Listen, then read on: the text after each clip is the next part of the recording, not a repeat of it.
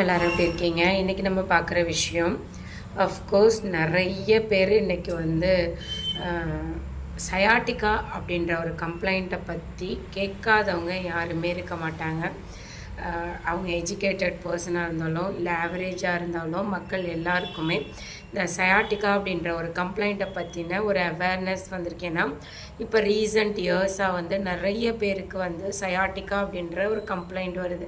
சயாட்டிக்கானா என்ன, அதோட சிம்டம்ஸ் எல்லாம் எப்படி இருக்கும், அதை ஏர்லி ஸ்டேஜில் எப்படி பார்த்து சரி பண்ணிக்கிறது, இல்லை ரொம்ப ஸ்டேஜ் அதிகமாகிடுச்சு, ப்ராப்ளம் அதிகமாகிடுச்சு, அதை எப்படி சரி பண்ணிக்கணும் அப்படிங்கிற பற்றின ஒரு அவேர்னஸ் கொடுக்க தான் இந்த வீடியோ. ஓகே, ஸோ நார்மலாக சயாட்டிக்கானா என்ன அப்படின்னா அது ஒரு பெரிய ஒரு ப்ராப்ளமேட்டிக் விஷயம் கிடையாது. ஆக்சுவலாக இடுப்பு பகுதியிலேருந்து கால்களுக்கு போகிற நரம்பில் ஒரு நரம்போட பேர் தான் வந்து சயாட்டிக்கா.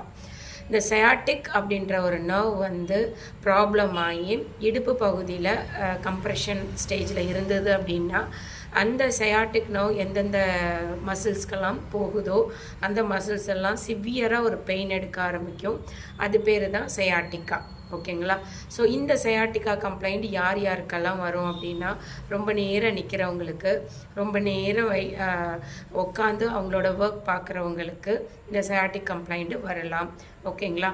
சரி, இது வந்து யங் ஸ்டேஜில் உள்ளவங்களுக்கும் வரலாமா, மிடில் ஏஜில் உள்ளவங்களுக்கும் வரலாமா அப்படின்னா தாராளமாக இப்போ பெயின்னு ஸ்டார்ட் பண்ணிட்டோம் அப்படின்னா எல்லாருக்குமே வருது.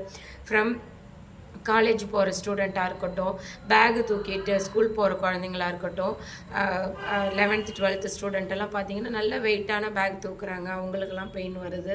ஸோ இந்த சயாட்டிக் கம்ப்ளைண்ட் வந்து என்ன ஸ்டேஜில்னாலும் வரலாம். ஒர்க் பண்ணுறவங்களுக்கும் வரலாம், ஸ்கூல் ஸ்டூடெண்ட்டு 11th 12th அந்த மாதிரி ரொம்ப ஹெவி புக் லோட் பண்ணுறவங்களுக்கும் வரலாம்.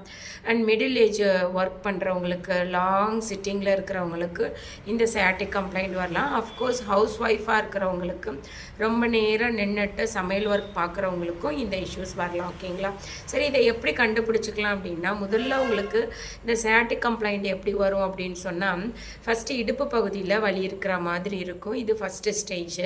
அதுக்கப்புறம் உங்களுக்கு left side or right side எந்த பக்கம் போகிற சயாட்டிக் நர்வ் ப்ராப்ளம் ஆகுதோ அந்த பக்கம் போகிற தசைகள்லாம் வலிக்க ஆரம்பிக்கும். ஃபார் எக்ஸாம்பிள் உங்களோட வலது பக்கம் போகிற சயாட்டிக் நர்வ் வந்து கம்ப்ரெஷன் ஆகிட்டுருக்கு அப்படின்னா உங்களோட வலது பக்கம் க்ளூட்டியல் மசில்ஸ்ன்னு சொல்லுவோம், பட்டக்ஸ் மசில்ஸ் ஃபுல்லாக பெயின் இருக்கும், தொடைப்பகுதி ஃபுல்லாக பெயின் இருக்கும்.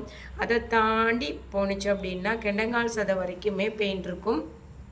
ஸோ ஃப்ரம் இடுப்புலேருந்து உங்களோட குதிக்கால் வரைக்கும் இந்த சயாட்டிக் நர்வ் பெயின் வந்து பேஷண்ட்ஸ்